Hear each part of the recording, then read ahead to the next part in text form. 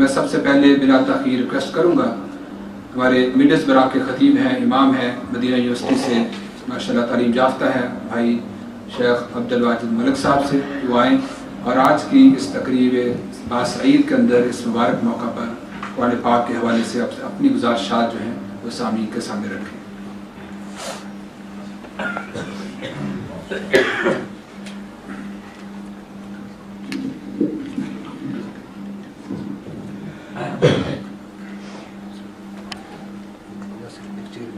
इन्नल हम्दुलिल्लाहि नहमदुहु व नस्तईनुहु व नस्तगफिरुहु व नु'मिनु बिही व नतवक्कलु अलैहि व नऊज़ु बिल्लाहि मिन शुरूरि अनफुसिना व सय्यिआति अअमालिना मन यहदिहिल्लाहु फला मुदिल्ल लहु व मन युद्लिल फला हादिय लहु व अशहदु अन ला इलाहा इल्लल्लाह वहदहु ला शरीका लहु व अशहदु अन्न मुहम्मदन अब्दुहु व रसूलुहु अम्मा बाद फ़इन्न खैरुल हदीस किताबुल्लाह तआला व खैरुल हदी हदी मुहम्मदिन सल्लल्लाहु अलैहि वसल्लम व शर्रुल उमूरि मुहदसातुहा कुल्लु मुहदसतिन बिदअ व कुल्लु बिदअतिन ضलाला व Kullu ضलालतिन फिन्नार।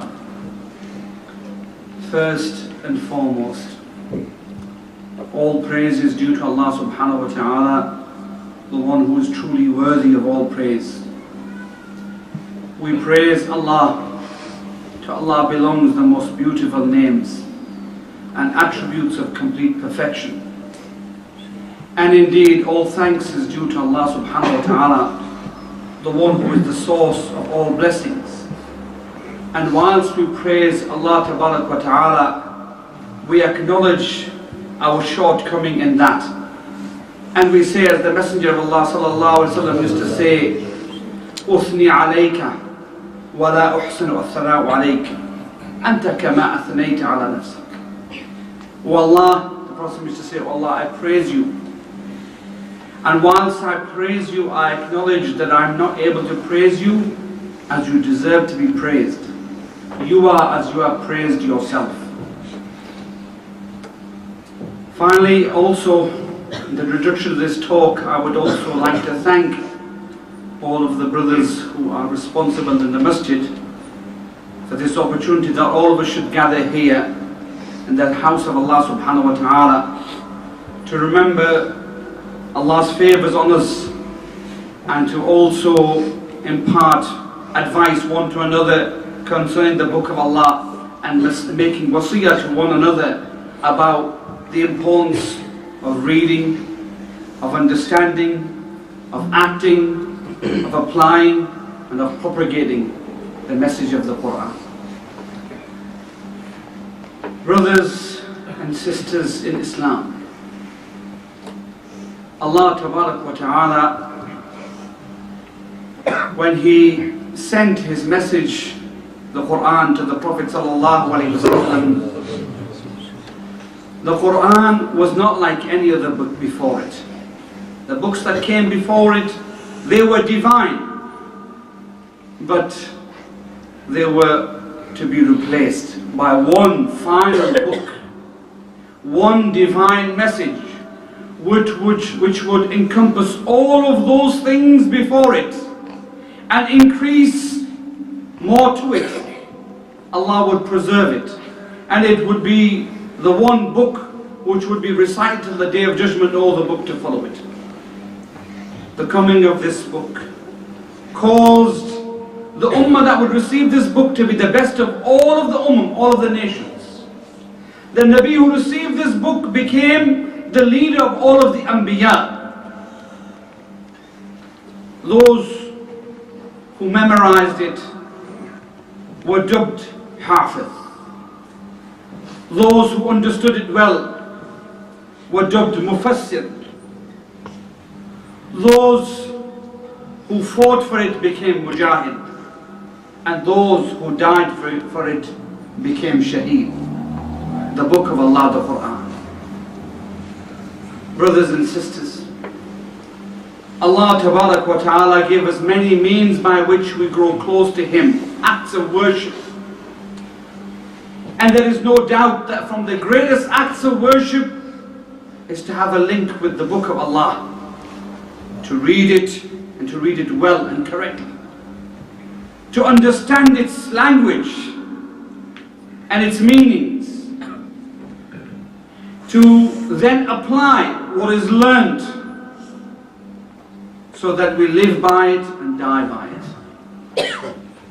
Brothers and sisters, Allah Tabarak wa Ta'ala says in the Quran, Ya ayyuhan nasu inna khalaqnakum min dhakarin wa untha وَجَعَلْنَاكُمْ شُعُوبًا وَقَبَائِلَ لِتَعَارَفُوا إِنَّ أَكْرَمَكُمْ عِنْدَ اللَّهِ أَتْقَاكُمْ. Allah subhanahu wa ta'ala tells us in this verse, O you who believe, Allah subhanahu wa ta'ala has created, O mankind. This is a general ayah for all of mankind. O you, O mankind, we created you from one man and from one woman. And we made you many tribes and many nations that you might recognize one another. And then Allah Ta'ala tells us, Inna akramakum indallahi atqakum. The closest to Allah subhanahu wa ta'ala is the one who is most good for you. How do you arrive at taqwa of Allah subhanahu wa ta'ala? By the remembrance of Allah Ta'ala. By knowing Allah Ta'ala and by doing what Allah has ordered and leaving what Allah has forbidden. And from amongst all of these things, the greatest of all of the dhikr of Allah is the book of Allah, the Quran. And this is why the Prophet said, as is narrated in Sahih Muslim and Muslim Imam Ahmad, and also in Sunnah ibn Majah, in various books of hadith. The Messenger of Allah sallallahu alaihi wasallam said, Inna Allah يرفع بهذا الكتاب أقواما ويضع به آخرين. Or in another narration, إن الله يرفع بهذا القرآن. Both words are valid. Allah's Messenger ﷺ told us, and he is a Sadiq al-Masduq الذي لا ينطق عن الهوى إن هو إلا وحي يوحى. He is the one who doesn't speak from his own desires, but he speaks from revelation which was inspired to him. And he is the ambassador of Allah. He is the one who is the muballigh, who Allah is ordering us to do. And he is telling us that Allah has told him that indeed Allah subhanahu wa ta'ala will raise a people with this book, the Quran. And with the same Quran, he will cause others to fall. With this book. Whoever holds on to it, whoever reads it, whoever applies it, whoever believes in it, whoever loves it, Allah will raise him up. The stronger and closer our link to this book, the higher the rif'ah in the dunya and in the akhirah. And this is why we find it's narrated in Sahih Muslim again, with the authority of Nafi' ibn al-Harith, who was made the governor of Mecca at the time of Umar radiallahu anhu, that he came to receive Umar ibn Khattab radiallahu anhu as he was making his journey to Mecca in a place called Asfahan. He met him there, and Umar ibn Khattab asked him, he said to him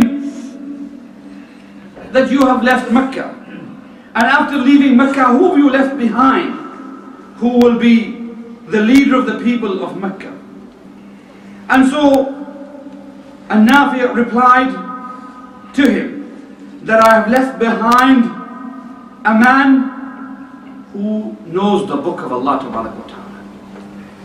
And it is this knowledge of the book of Allah Tabarak wa Ta'ala, and because of his close link to it, that the people have accepted him and have taken him as their leader. So he asked him, Man istakhlafta? فقال استخلفت ابن أبي أبزة مولى. So he said to him that I have left behind Ibn Abi Abza, and he is a slave. Umar said, how is it that the Quraysh have accepted this slave to be a leader over them? بما سادهم. How has he become a leader over them? So he said, because of this Quran. Because of this Quran, he has become a leader over them, and they have accepted him. What is Allah Tabarak wa Ta'ala told us upon the tongue of the Prophet? Inna Allah yarfa'u bihadha al-kitabi aqwaman wa yadha bihi akharin. A slave. Yesterday he was a slave. Today he became a leader. Or in our case here, yesterday he was a boy. Today he's become our leader. Because he will lead you in the salah. Brothers and sisters, don't we see it in front of us how Allah subhanahu wa ta'ala raises a person because of his link, his sidq with the book of Allah tabarak wa ta'ala. Once look at us, many of us we know that, but what do we do? The Prophet said, خَيْرُكُمْ مَنْ تَعَلَّمَ الْقُرْآنَ وَعَلَّمَهُ. The best amongst you is the one who learned the book of Allah and then taught the book of Allah. The best. No, we all of us vie one against another because we want to be the best. This is human nature. But subhanallah, what Allah has told us was the yardstick, the book of Allah. Why is it that we don't find the book of Allah? Why is it we still find ourselves, we can't recite the book of Allah as it deserves to be recited? And we don't understand the language of the book of Allah. Put aside the fact that we don't actually carry out the laws which are held within the book of Allah. Put aside the fact. Whilst look at our Salaf. Saifullah al-Maslul Khalid bin Walid Abu Salman. He fought in so many battles, over 100 battles, and he never lost a single battle. Because how could the sword of Allah ever lose? The sword of Allah can never lose. Once he was given that title, he could never lose. He never lost before Islam, so how could he lose with that title? Saifullah al-Maslul. So when Khalid, after warring hundreds of battles, for what? For raising the kalima La ilaha illallah. To all of those battles, and his body bears the scars for all those battles. There isn't a portion of his body except that it is scarred by the stabbing of a spear or a dagger or a sword or something. And now Khalid returns back to Medina, an old man. His hair is turned white and his back is curved. And he goes to the masjid and prays the Fajr prayer, and he comes home. And all he has after all of those battles is one mushaf which he bought from him. And he sits reciting the Quran from after the time of Fajr up to the time of Dhuhr. And he is weeping. Lisan al-Hal, we ask him, Ya Aba Salman, why do you weep? What makes you weep? And he says that all of my jihad, all of the time that I spent warring, has kept me from the book of Allah. So I didn't recite it like I should have just recited it. So that begs the question. Khalid will return back to Allah subhanahu wa ta'ala, and we give him consolation. Khalid, your warring was far greater than just reciting Quran. It's far greater than that. You took Islam east and west, north and south, and you put your body and your soul on the line for it. And that is far greater than one who just recites the Quran, whilst we don't belittle that. But he cannot be consoled. That begs the question, what will we say when Allah asks us about His book, what we did? Brothers and sisters, the Quran raises a people and it lowers a people. And indeed there is no doubt that Allah subhanahu wa ta'ala will give rif'ah, as Al-Hafidh ibn Hajar, when he talks about this hadith, the commentary on this hadith, he says rif'ah in the dunya. So what? Rif'ah in the dunya and rif'ah in the akhirah. So he raises the rank of a person in the dunya, so that the people, they are, whether they like it or not, they are in awe and respect and love and honor for that person. Remind you of the hadith when Allah subhanahu wa ta'ala, when He loves somebody, He says to Jibreel, "Oh Jibreel, I love such and such a person, so love him." So Jibreel loves him. He goes to the dwellers of the heavens And he tells them that Allah loves such and such a person, so love him. So all of the people in the heavens love him. And then Allah writes acceptance for him in the dunya. He's accepted in the dunya. Brothers and sisters, look at this beautiful athar which Al-Hafidh ibn Salah mentions in his book Al-Muqaddimah, which is a book on Ilm al-Hadith.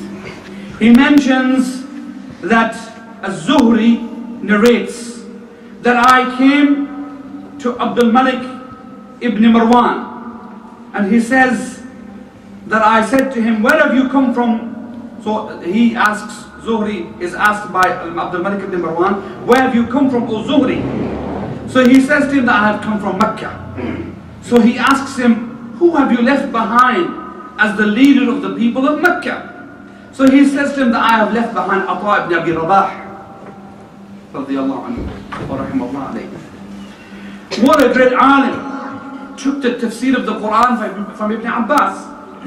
So he says to him, فَمِنَ الْعَرَبِ أَمِنَ الْمَوَالِي. He says, is he from the Arabs or is he from the freed slaves?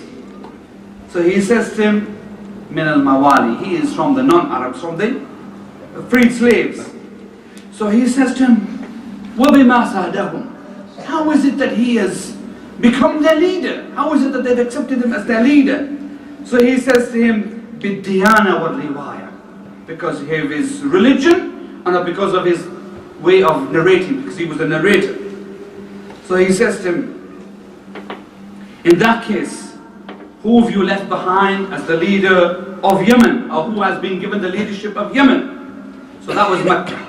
Now Yemen. He says to him, Tawus ibn Kisan has been given Siyada in Yemen. So he says to him, is he from the Arabs or is he from the freed slaves?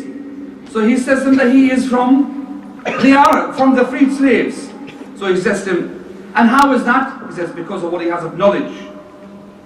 And so he says to him, that is what is yambaghi, that is what should be the case. Then he says to him, who have you left behind in Egypt? So we said Mecca and Yemen. Now Egypt.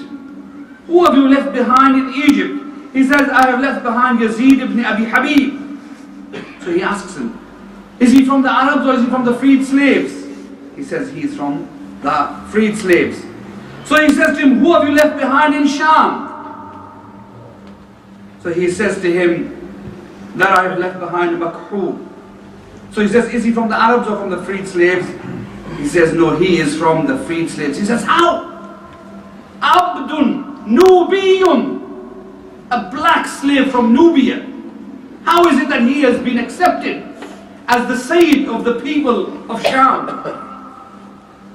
Then he says, who have you left behind in the Jazeera, the Arabian Peninsula? So he says to him that I have left behind Mehmoon ibn Mehran. So he says, is he from the Arabs or from the Mawali? He says, he's also from the Mawali, from the freed slaves. So he says to him, who have you left behind in Basra? So he says, I have left Al-Hasan ibn Abi al-Hasan. So he says, is he from the freed slaves or is he from the Arabs? So he says, he is from the Arabs. So Abdul Malik ibn Marwan, he feels some tranquility hearing those words, and he says to him, وَيْلَكَ يَا زُهْرِي فَرَّجْتَ عَنِّي. Woe to you, O Zuhri, you have now given me some peace. How?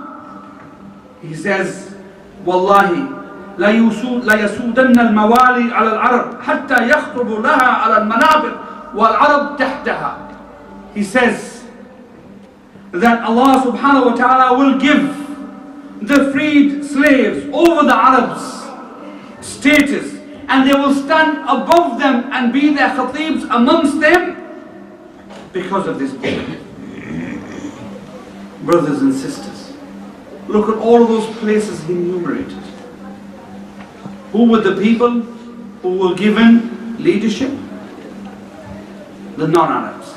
Not because they were better than the Arabs, not because of that reason, but because of their link to the book of Allah Ta'ala. Today, we find the same thing. How many masajid we go to, the khatib is a non-Arab. The people who listen to him are Arabs. Why? Because of his link to the deen, to the book of Allah Ta'ala. The same thing applies to us. You know, when Islam was spread, the Quran had such an impact that when the people heard the Quran, they accepted the Quran. Mus'ab ibn Umair was sent to Medina to propagate the Quran ahead of the Muhajirin. The Prophet sent him as his ambassador, as his teacher. He came to Medina and he was still in the outskirts of Medina when one of the leaders of the tribes of Medina, Sa'd ibn Mu'adh, when he heard of his coming, he said to his nephew Usayd ibn Khudayr, Usayd, go and tell this Mus'ab ibn Umair that we have no need for his new religion. If he must propagate his religion, then outside of Medina, not inside of Medina.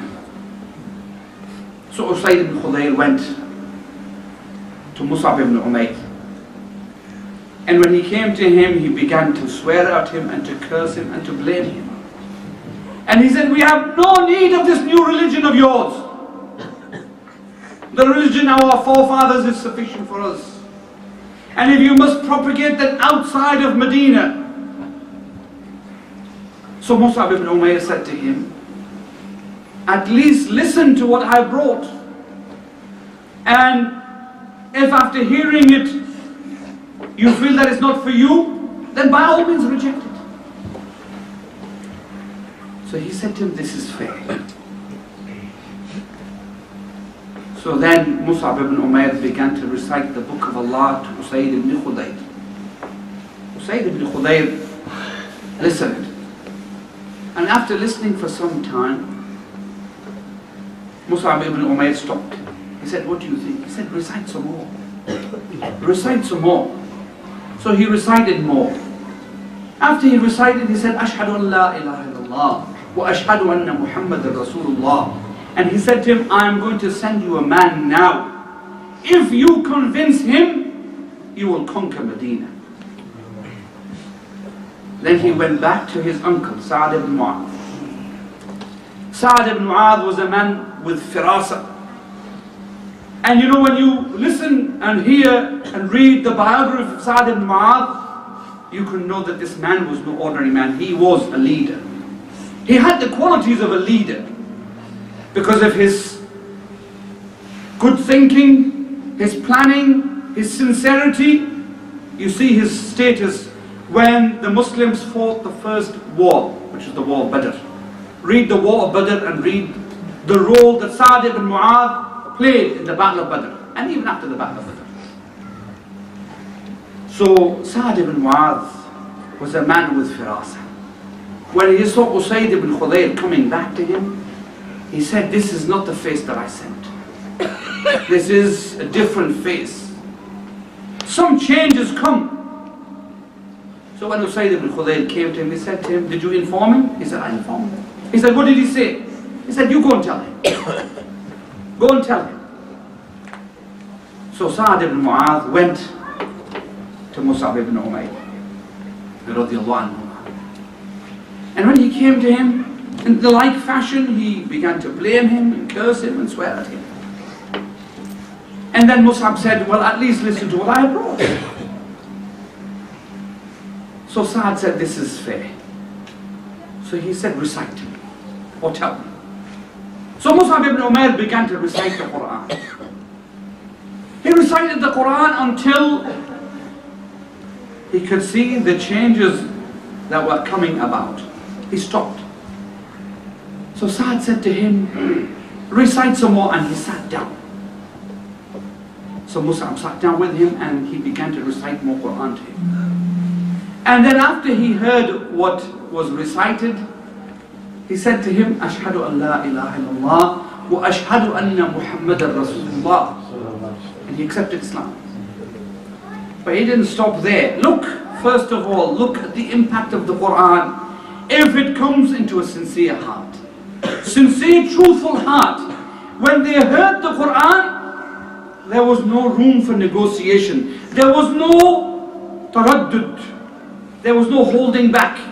There's no let me think, let me ponder, let me go and consult somebody, let me sleep on it. They were quick to come straight to Islam because they recognized the truth. Sa'd ibn Mu'adh returned back to his people. When he came to his people, he said to them, what do you think of me?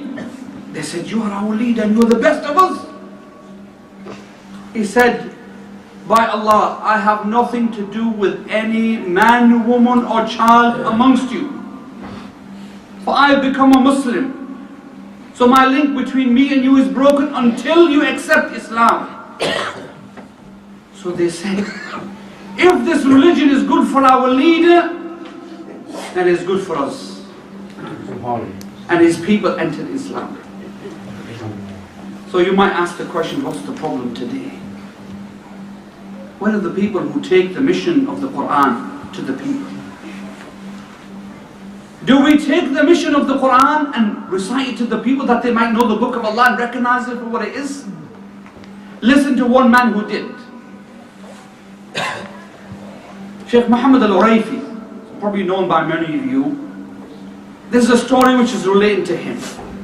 He went to Germany and he was doing a lecture in which he recited the Quran. And as he was reciting, of course, he's reciting the Quran in the Arabic language. After he finished reciting the Quran and after he finished his lecture, a German man came to him. He said to him, what did you recite? For verily when you recited that, it rattled me. It shook me.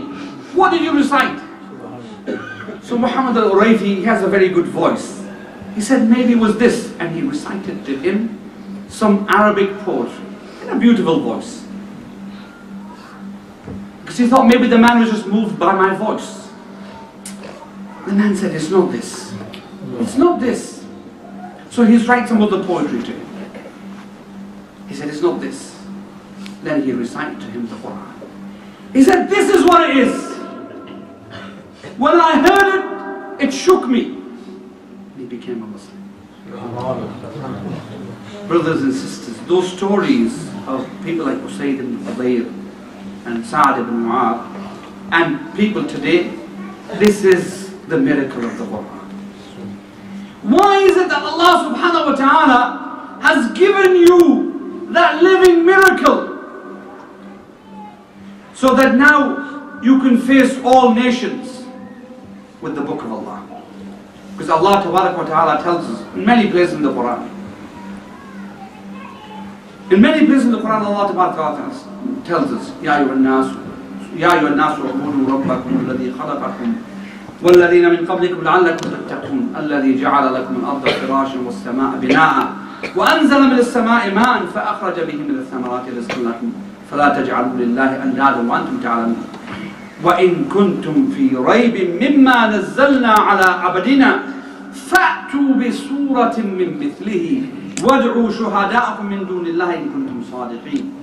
Allah Ta'ala has laid a challenge to the feet of all of mankind, all of jinkind, all of the creation. If you are in doubt as to what we have revealed to our slave Muhammad sallallahu alaihi wasallam, then bring a surah like this Quran and call whomsoever you will call to be witnesses for you if you are truthful. Then Allah Ta'ala says, فَإِن لَمْ تَفْعَلُوا وَلَن تَفْعَلُوا, ta'keed that you will never be able to bring the like of this Quran. Then fear the fire. فَإِن لَمْ تَفْعَلُوا وَلَن تَفْعَلُوا فَاتَّقُوا النَّارَ الَّتِي وَقُودُهَا النَّاسُ وَالْحِجَارَةُ أُعِدَّتْ لِلْكَافِرِينَ. Allah Ta'ala tells us, then fear the fire which has been prepared for the disbelievers. Brothers and sisters, the book of Allah Ta'ala, it raises a nation and it lowers a nation. It raises an individual and lowers an individual. For us, our responsibility first for ourselves that we should have some portion for the book of Allah Ta'ala. And I'm going to remind you of the statement of Allah Ta'ala, because you might be thinking this man stands in front of us and he is telling us, but wallahi, I'm telling myself before I'm telling you the book of Allah. Allah will ask us concerning it. Ya ayyuhalladhina amanu lima taquluna ma la taf'alun. Kabura maqtan inda Allah an taqulu ma la taf'alun. Oh, you who believe. Oh, you who believe. Why do you say that which you do not do? Great is the sin in front of Allah. Kabura maqtan inda Allah an taqulu ma la taf'alun. That you say that which you do not do. The book of Allah. It is our responsibility. Wallahi, if it was left in our hands, we would have allowed it to be corrupted, like the Jews and the Christians and those before us. But Allah subhanahu wa ta'ala in His wisdom took it upon Himself to preserve His book. Look at how Allah preserved His book. This 10-year-old child in front of you is an example of that. If Allah subhanahu wa ta'ala wants to protect His religion, His book, He would protect it in the heart of this tender heart of this 10-year-old. So shame on us. And my hair's turned white, so I'm not saying to you, I'm saying to myself, that we haven't learned the book of Allah as it should be learned. And we don't recite the book of Allah as it deserves to be recited. And we don't give the time to the book of Allah as it deserves. And we don't understand the book of Allah as it deserves to be understood. And we don't practice the book of Allah as it deserves to be practiced. How will I sell something that I don't believe in? How will I propagate the Quran if I don't practice it and come to it myself? Brothers and sisters, today is a day to rejoice. Because Allah subhanahu wa ta'ala has put in our midst someone, He has given him the book of Allah. The responsibility to memorize the book of Allah was great, but the responsibility to keep the book of Allah is even greater. And it's upon you, this community, to take this child and to nurture him. That tomorrow you will have scholars from amongst yourselves. Nowadays in this country we can't bring out scholars, so we have to grow them at home. This is a start. Wallahi, this is a start. And this is your responsibility. How many huffaz we saw before this? I had people who I used to play with, they were huffaz of the Quran. Today, you don't see them in the masjid. You don't hear them reciting the Quran. Part of that responsibility was those people who put the book of Allah in their hands. Your responsibility. Don't just look at his parents. Don't just look at those people who care for him. It's your responsibility too. You know the great imams of the past, they would not allow anybody to seek any knowledge until they had memorized the book of Allah. So somebody amongst you memorized the book of Allah, it's your responsibility to look after him, to make sure that he is doing right, to nurture him so that he studies and learns. The Arabic language is the next stage. How can a man read the book of Allah and not understand it? That's half of the work. You must understand it. That means the Arabic language. That means the tafsir of the Quran. And those things also take time and they take effort. And if Allah subhanahu wa ta'ala accepts from you tomorrow whatever this child does, his hasanat, because of the good that you did towards him, you will have share of those hasanat as well. Just like his parents share in the hasanat, that they helped him to memorize the Quran. I don't know this child, this is what I obviously will be the case. That his parents, those people around him, they were the ones that made an effort. One of our companions, one of my own personal friends, memorized the Quran at the age of 15 or 16. And you know the people that he makes dua for, his parents. He said, I used to, as well as his teachers, he said, I used to memorize the Quran in the morning at Fajr time. And I would sit and recite the Quran to my mother and my father, who were largely illiterate people. They were illiterate. They could barely recite any Quran. but they would wake me and we would pray the Fajr prayer in the masjid, and then we would recite Quran. I would recite it to them and they would do that day in, day out. Today, if he is the man he is, mashallah, Allah has given him a lot of knowledge and status in the dunya. The man that he is only because of what his because of what his parents did for him. So we have to remember, man la yashkuru nas la yashkuru. Whoever doesn't thank the people, then he doesn't thank Allah. And part of the people that should be thanked is, and congratulations to his teacher. There is no doubt that the sincerity of the teacher and the hard work of the teacher is shown in the students. If the teacher works hard and is sincere, then he produces these sort of children. So our congratulations and our respect for his teacher and our teacher who taught the book of Allah. He is the best amongst us. And he learned the book of Allah and taught the book of Allah. So we should remember his status. We should remember his status. Not only just in respect, but all of the things that come to also that are included in that. And you know, one of the sad things, and I'm not mentioning this because my companions are here amongst me, but this is one of the sad facts. We said one who is given the knowledge of the Quran, he has siyada, he has the given leadership. But wallah, he's the worst paid person. This is a shame on us. It's a shame on us. He should not be the worst paid person. We should encourage people. You know how people are encouraged to do something? Companies come, they find somebody who did very well in his GCSEs or his A-levels. They say to him, rather than this man who is a brain, good brain, instead of him going to work for some of our rivals, let us make the first step. So what do? BMW come to you, you're studying engineering, they say to you, we'll give you £10,000 every year for your 4 years that you're studying, and when you graduate you have to work for us for the next 5 years. What's that? That's investment. You want a man to lead you in the prayer and to take care of your affairs, but you don't invest anything in him. What will you get?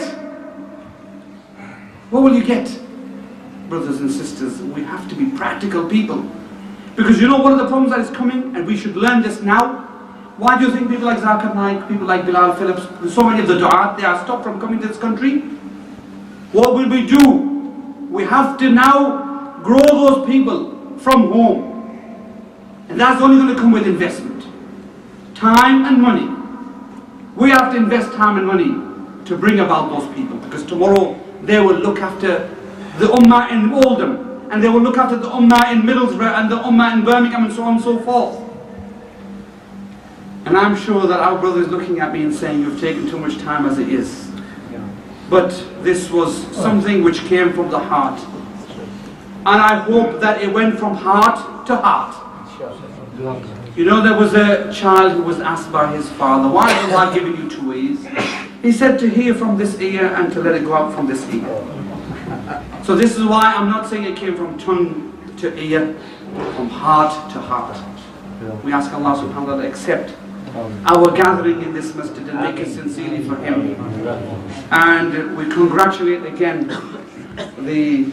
our new Hafiz and his teacher and his parents and all those who had a portion in that, which includes also our Sheikh, who is your Sheikh in Oldham, Jazakallah khair.